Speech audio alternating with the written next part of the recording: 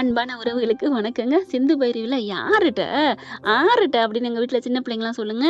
என்கிட்டயா? என்கிட்டயே வா அப்படின்னு சிந்து செம்மையா வயித்தால மாத்திரைய கலந்து விட்டு என்ன பண்றாங்க, நல்லா ஃபுல்லா பேதி புடுங்கி அந்த பொண்ணு பார்த்தீங்கன்னா, அவங்க அத்தை பொண்ணுங்க, மாமா பொண்ணு, சிவாவோட மாமா பொண்ணு அப்படியே பாத்ரூமுக்கும் வீட்டுக்குமா அலையுது. ஐயோ! அப்பா! ஐயோ! அப்பான்னு என்னாச்சுன்னு சொல்லிட்டு சிவா கேட்க, என்னன்னே தெரியல எனக்கு லூஸ் மோஷனா இருக்கு அப்படின்னு சொல்லிட்டு இருக்கையில, சரி நான் உனக்கு மாத்திரை தரேன் அப்படின்னு சொல்லி குடுக்குறாங்க. ச்சே!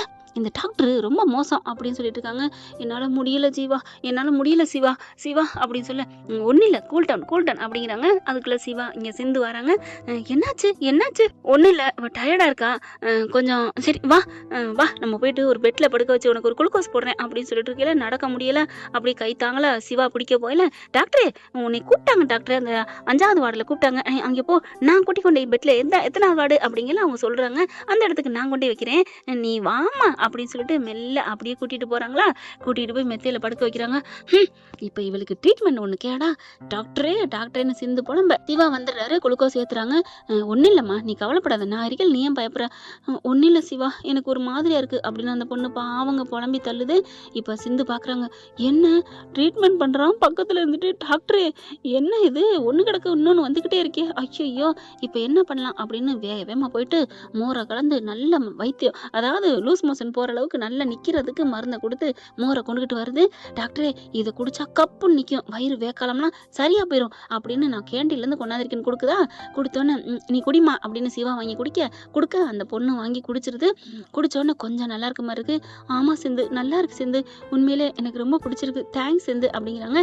பரவாயில்ல, நான் இருக்கேன் பாத்துக்கிறேன் அப்படின்னு சொல்லிட்டு குளுக்கோஸ் முடிகிற வரைக்கும் நான் இருக்கேன். டாக்டரே உன்னை கூப்பிட்டாங்க 7வது வார்டுல அப்படிங்களா, அப்படியா அப்படின்னு போயிடுறாரு.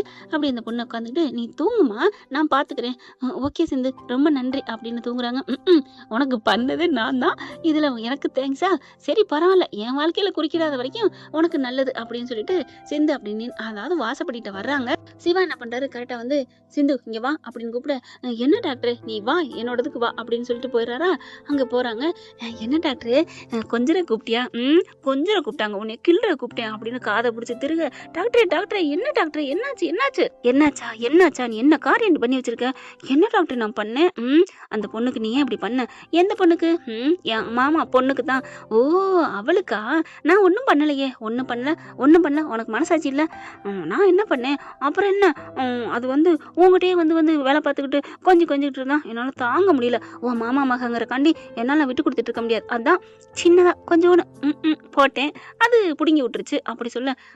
சின்னதா உனக்கு பண்ணட்டுமா அப்படின்னு சொல்லிட்டு மறுபடியும் காதை பிடிச்சி திருக.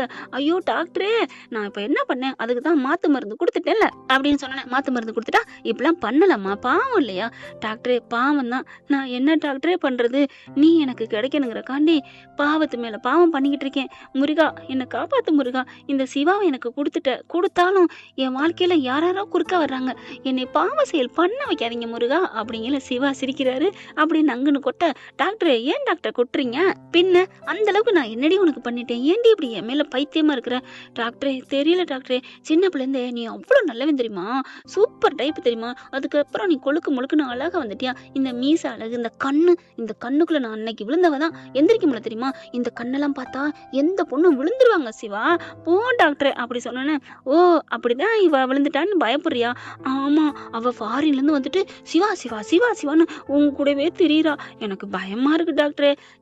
என்ன பயம், நான் அந்த பக்கம் விழுந்துருவேனா?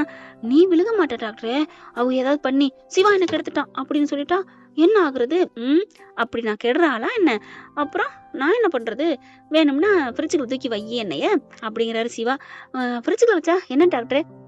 ஃப்ரிட்ஜுக்குள்ள வச்சா கெடாம நான் இருப்பேன்ல டாக்டரே அப்படின்னு சொல்ல, அப்படின்னு கையை மறிக்கிறாரு, அடிக்கிறாங்க. அடுத்த ஒரு வேலை பார்க்க போயிடுறாங்களா. கவலைப்படாம இரு சிந்து, இந்த கை உன்னை மட்டும்தான் தொடும், உன்னை மட்டும்தான் கொஞ்சம், உன்னை மட்டும்தான் கட்டி அணைக்கும், போதுமா? டாக்டரே இது போதும் டாக்டரே, ஆனாலும் பயமா இருக்கு டாக்டர், உன் அழகு எல்லாத்தையும் இழுத்துரும்னு பயமா இருக்கு. ஒன்னும் இழுக்காது, நீ போய் வேலையை வேலையை பாரு அப்படிங்கிறாங்க. கேண்டீனில் போய் சாப்பிட்டுட்டு இருக்காங்களா, எல்லா வேலையும் பார்த்து முடிச்சுட்டு அடுத்து கொஞ்சோண்டு மிச்சம் இருக்குது, இது என்ன பண்ணலாம் அப்படின்னு நினைக்கல. சாப்பிட வர்றாங்க. அங்கே அதாவது அட்மிட் ஆனவங்க ஒரு குழந்தைக்கு ரொம்ப முடியலைன்னு சொல்லிட்டு ட்ரீட்மெண்ட்டு பார்க்குறாங்க. இங்கே ட்ரீட்மெண்ட் பார்த்துட்டு வேற ஆள் தான் பார்க்குறாங்க, சிவா பார்க்கல. ட்ரீட்மெண்ட் நடந்துட்டுருக்கு. இங்கே என்ன பண்ணுறாங்க, சாப்பிட்றதுக்கு வராங்க கேண்டீனுக்கு. அது யாருன்னு பார்த்தா அவங்கள பார்த்தோன்னே சிந்துக்கு தூக்கி வாரி போடுதுங்க. அது வேற யாரும் இல்லைங்க, வள்ளி தாங்க. அதாவது பைரவி, அந்த சிவா நம்ம ஆறுமுக கேஸில் மாட்டினாங்க இல்லையா, சஞ்சய் போட்டு விட்டார் இல்லையா, அந்த பொண்ணு தாங்க. வள்ளியை பார்த்தோன்னே அப்படி ஒரு மாதிரியாங்க. நீங்கள் வள்ளி தானே அப்படிங்கல. நீங்கள் நான் யாருன்னு தெரியுதா, ஆறுமுக மச்சான தெரியுமா? ஆமாம், அவங்களோட தம்பி சம்சாரம். ஆமாம், நீங்களாம் அன்றைக்கி வந்தீங்கல்ல, ஏங்க இப்படி பண்ணீங்க, எதுக்குங்க அப்படி பண்ணீங்க, நான் ஒன்றும் பண்ணலையே அப்படின்னு சொல்கிறாங்களா. என்ன ஒன்றும் பண்ணலன்னு பொய் சொல்லாதீங்க, எங்கள் மச்சான் மேலே நீங்கள் பழி தானே போட்டீங்க அப்படிங்கல. அப்படியே ஒரு மாதிரி ஆகிறாங்க. ஏங்க பைரவி இன்னும் நம்ப மாட்டேங்கிறாங்க தெரியுமா, அந்த சஞ்சய் தான் நல்லவங்கிற மாதிரி, மச்சான் கெட்டவங்கிற மாதிரி இப்போ பிரிய போகிறாங்க தெரியுமா. என்ன சொல்கிறீங்க, பிரிய போகிறாங்களா? ஆமாம் அப்படி சொல்ல அதுக்குள்ளே இங்கே கூப்பிட்டுறாங்க. அந்த புள்ள அழுகுதுன்னு. ஐயோ என் புள்ள அழுகுது, ஏன் என்னாச்சு அப்படின்னு சொல்லிட்டு சிந்துவும் சேர்ந்து ஓடுறாங்க. அங்கே பார்த்தா அந்த பொண்ணுக்கு கொஞ்சம் இது வந்துடுதுங்க, கை கால்லாம் அப்படியே ஆட்ட ஆரம்பிச்சோன்னே, ஐயோ அம்மா என்னடா, ஒன்றும் இல்லைடா, அம்மா இருக்கேன்னு சொல்ல சிந்து பார்க்குறாங்க. டக்குன்னு போயிட்டு ஒரு இரும்பு எடுத்து அந்த கையில் வச்சு, ஒன்றும் இல்லை அப்படின்னு சொல்லிட்டு, ஐயோ பல்லு ரொம்ப கடிக்க ஆரம்பிக்குது. பல்லுக்குள்ளேயும் ஒரு இரும்பை எடுத்து தூக்கி வச்சிடறாங்க. ஒரு குச்சி எடுத்து அதை நல்லா கடிச்சுக்கிட்டே, ஏன்னா விரலை விட்டால் விரல் போயிடும் இல்லையா, அதெல்லாம் விட்டுறாங்க. அதுக்கப்புறம் கொஞ்சம் கூலாகிறாங்க. போயிட்டு அதுக்கு தகுந்த மாதிரி மோரை என்னென்னமோ செஞ்சு கொண்டாந்து குடிக்க சொல்கிறாங்க. கண்ணை முழிச்சோன்னு குடிக்குது. குடிச்சோன்னு கொஞ்சம் நல்லா ஆகுது. அப்படியே சிந்துவை பார்க்குறாங்க. ரொம்ப நன்றிம்மா, என் பிள்ளைய காப்பாற்றிட்டீங்க அப்படிங்கிற. சிவா வந்துடுறாரு. என்ன பிரச்சனை, என்ன ஒரே சவுண்டு அப்படி பார்த்தோன்னே, வள்ளி நீங்களா அப்படின்னு சொல்ல, ஆமாம் அப்படிங்கிறாங்க. அப்புறம் ட்ரீட்மெண்ட் பண்ணுறாங்க. சிந்து மட்டும் இல்லைன்னா நேரம் என் பிள்ளைக்கு என்ன இருக்குன்னு எனக்கே தெரில அப்படிங்கிறாங்க. சரி விடுங்க அப்படின்னு சொல்லிட்டு சிவா என்ன பண்ணுறாரு, உங்ககிட்ட ஒன்று கேட்கலாமா, சொல்லுங்க, நீங்கள் எங்கள் அண்ணன் உங்ககிட்ட தப்பாக நடந்துக்கிட்டாரா அப்படின்னு சொல்ல, தப்பாலாம் நடக்கலை, அவரை பற்றி சொன்னால் என் நாக்கு அழுகிடும், அப்போ சொல்லலாம்ல, நான் என்ன சொல்கிறது, அதான் ஆறுமுகம் மேலே தப்பு இல்லைன்னு வந்துருச்சே, ஆறுமுகம் மேலே தப்பு இல்லைன்னு வந்துருச்சு, ஆனால் இன்னொருத்தன் தப்பானவன்னு நீ தானே சொல்லணும் அப்படிங்கல. நான் என்ன சொல்கிறது, அந்த சஞ்சய் தானே எல்லாம் பண்ணியிருக்கான் அப்படின்னு சொல்ல, அப்படி பார்க்குறாங்க. உண்மையிலே சிந்துவுக்கு நீங்கள் நன்றி கடன் பற்றாந்தா கண்டிப்பாக நீங்கள் வந்து பைரவிட்டு எல்லா உண்மையும் சொல்லணும் அப்படின்னு சொன்னோன்னே, நான் சொல்கிறேன் அப்படிங்கிறாங்க. பைரவியும் வர சொல்கிறாங்க. பைரவி வந்த கையோட, என்ன எதுக்கு வர சொன்னீங்க சிவா அப்படின்னு கேட்க, எதுக்கு வர சொன்னா வாங்க அப்படின்னு அந்த ரூம் கூட்டி போக, என்ன வள்ளி பொண்ணுக்கு என்னாச்சு அப்படிங்கல. ட்ரீட்மெண்ட் பண்ணிட்டு இருக்காங்க, ஆக்சிடென்ட் ஆயிடுச்சு அப்படின்னு சொல்கிறாங்க. ஆக்சிடென்ட் ஆயிடுச்சா, என்னாச்சு அப்படின்னு வந்து பார்க்குறாங்க. அந்த பிள்ளைக்கு கொஞ்சம் இதாக தான் இருக்குது. என்ன பண்ண பாவம், அதான் நான் அப்படி கிடக்குறேன் அப்படின்னு வள்ளி சொல்ல, பண்ண பாவமா, எப்போவுமே மனசாட்சி பெறா நடந்துக்கணும் புரியுதா, அன்னைக்கு நான் மட்டும் இல்லைன்னா என்ன ஆயிருந்திருக்கும் அப்படிங்கல.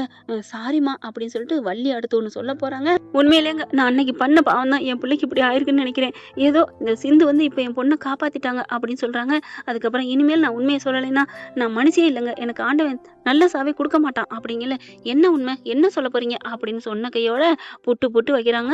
அந்த சஞ்சய் தான் இந்த மாதிரி ஆறுமுகத்தை எனக்கு பிடிக்காது, அவன் மேலே நீ இப்படி பழி போடணும், உனக்கு நான் 5 லட்சம் காசு தரேன், உன் மேலே உள்ள எல்லா கேஸையும் நான் ரிமூவ் பண்ணிடுறேன் அப்படிலாம் சொன்னார். அதனால தான் நான் அந்த மாதிரி பொய் சொன்னேன். ஆனால் நீங்கள் வந்து நிரூபிச்சிட்டீங்க.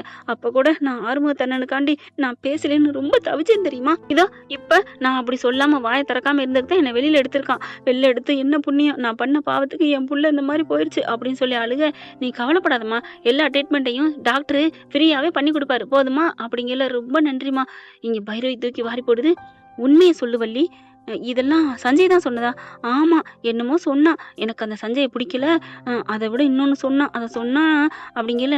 என்ன சொன்னா சொல்லு அப்படின்னு கேட்க, அது வந்து நீங்கள் என்னை தப்பாக நினைக்கக்கூடாது, அவன் சொன்னதை கேட்டால் நீங்கள் ஆடி போயிடுவீங்க, அட சொல்லு வள்ளி அப்படின்னு சொல்ல, நான் ஏன் இப்படி பண்ணுறீங்க, அது எதுக்கு அப்படி ஆறுமுகத்து மேலே பழி போடுறீங்கன்னு நான் கேட்டதுக்கு, ஆறுமுகத்து மேலே பழி போடணும்னு எண்ணம்லாம் எனக்கு இல்லை அப்படிங்கல. பாத்தியா எவ்வளோ நல்லதா சொல்லியிருக்கான் அப்படின்னு ஆறுமுகத்தை பைரவி பார்க்க, முழுசா கிளடி முட்டாளு அப்படின்னு நினைக்கிறாரு. ஆறுமுகம் சொல்லலைங்க, சொல்ல பயப்படுறாரு. இப்போ என்னன்னா அந்த பொண்ணு என்ன பண்ணுது, அதெல்லாம் ஒன்றும் இல்லை வள்ளி, என்னோட ஆள், நான் எவ்வளோ வருஷம் நான் லவ் பண்ணிக்கிட்டு என் கண்ணுக்குள்ளேயும் நெஞ்சுக்குள்ளேயும் பொத்தி வச்சிருந்தேன், அவளை கொத்திக்கிட்டு போயிட்டா நான் விடுவேனா என்ன, என் பைரவி தான் எனக்கு வேணும், பைரவி இவன் தூக்கிட்டு போயிட்டான், அதனால இவனுக்கு கெட்ட பேர் ஏற்படுத்தி ஜெயிலுக்குள்ளே போட்டேன்னா அப்புறம் ஏற்கனவே என் ஆளுக்கு பிடிக்கல, டைவர்ஸ் வாங்கிடலாம், வாங்கினதுக்கப்புறம் என் செல்லத்தை கட்டிக்கிட்டு அப்படியே ஹனிமூன் கொடைக்கானல் ஊட்டின்னு போயிட்டு வர ஆசையாக இருக்குது, அதுக்காக தான் இதுக்கு மட்டும் நீ பண்ணிட்டேன்னா உடனே நான் ரிலீவ் பண்ணிடுறேன், 5 லட்சம் பணம் தரேன், என்ன சொல்றேன்னு என்னை அப்படியே ஒரு மாதிரியா மிரட்டிட்டான். இல்லைன்னா உள்ளர தள்ளிடுவேன், உன் புள்ளைய சிதைச்சிருவேன். எப்படிலாம் பேசினான் தெரியுமா? அவன் ஒரு மனுஷனே இல்லை, அவன் ஒரு மிருகம் அப்படின்னு ஆடி போறாங்க பைரவி. நிஜமா அப்படின்னு? ஆமாம்மா, ஐயோ தெரியாம தப்பு பண்ணிட்டேனே அப்படின்னு சொல்லி அழுகுறாங்க. இப்போ நீங்க சஞ்சய்கிட்ட போய் சொன்னாலும் அப்படிலாம் இல்லைன்னு தான் சொல்லுவார். அவர் மோசமான ஆள் தெரியுமா? இப்போ நீங்க நம்பணும்னா நான் ஒன்று பண்ணட்டா? என்ன பண்ணணும்? நான் சஞ்சய் வர சொல்றேன், என் பிள்ளைக்கு இந்த மாதிரி ஆக்சிடென்ட் ஆயிடுச்சு, ஏதாவது காசு வாங்கிட்டாங்கன்னு நான் சொல்றேன், எப்படியே நான் பேச்சு கொடுக்குறேன் பாருங்க அப்படின்னு எல்லாரையும் ஒளிய சொல்லிட்டு சஞ்சய் வர சொல்றாங்க. ஃபோன் பண்ணி ஆக்சிடென்ட் கேஸ்னோன்னு வந்துடுறாருங்க 2 போலீஸோட. ஓ நீ தானா அப்படிங்கிறாங்க. வள்ளின்னு சொல்லாம சொன்னதுனால வந்துடுறாரு. இது ஓம் பண்ணா, ஆமாங்கண்ணே, ஆமாங்க சார், என் பிள்ளைக்கு ஏதாவது காசு வாங்கிட்டாங்க சார். ஓம் பிள்ளைக்கா? ஏம்மா ஆக்சிடென்ட் ஆனதுக்கு அந்த வண்டியை விட்டுட்டீங்களா? வண்டியை விட்டுட்டேன், அப்புறம் எப்படிம்மா வாங்கி கொடுக்க முடியும்? இல்லை சஞ்சய் சார், ப்ளீஸ் உங்களுக்கு நான் எவ்வளோ உதவி பண்ணேன், ஒரு 5 லட்சமாவது வாங்கித்தாங்களே. என்னது, இந்த காலு லைட்டாக கிராச்சுக்கு 5 லட்சமா? உங்களுக்கு திமிரு தாண்டி. ஏய், உனக்கு ஏற்கனவே 5 லட்சம் கொடுத்துருக்கேன் பொய் சாட்சி சொன்னதுக்கு, உன்னை வெளியிலேருந்து எடுத்திருக்கிறேன் என்னை காட்டி கொடுக்காதுக்கு, அப்புறம் மறுபடியும் என்ன பாம்பு காலை சுத்தின பாம்பு விடான்னு சொல்ற மாதிரி என்ன பிளாக்மெயில் பண்றியா? ஐயோ உங்களெல்லாம் நான் பிளாக்மெயில் பண்ண முடியுமா? அப்புறம் எதுக்கடி கேட்குற?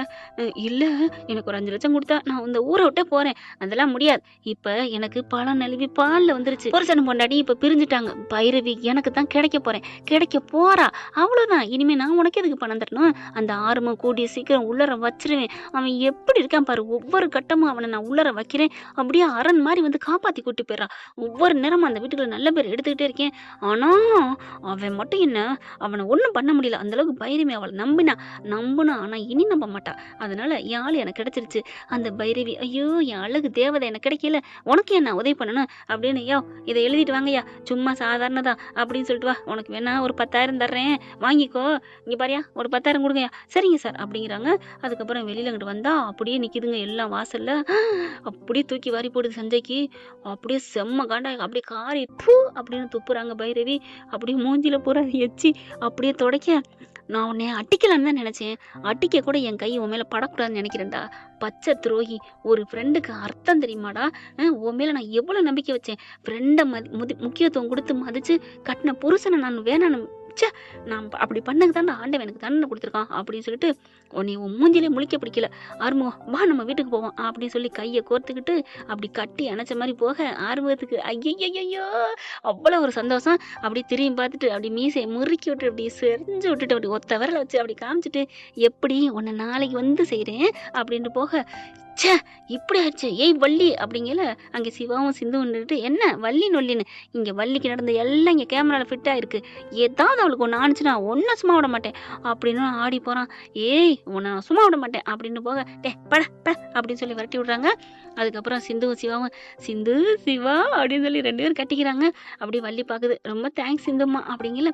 அட விடுமா, நீ எத்தனை வாட்டி தான் தேங்க்ஸ் சொல்லுவேன், நாங்கள் 2 பேரும் டூயட் பட வேணாமா அப்படின்னு சொல்லிட்டு கட்டிக்கிட்டு அவங்க ரூமுக்கு ஓடிடுறாங்க. செம்ம சந்தோஷத்தில் இருக்காங்க சிந்து.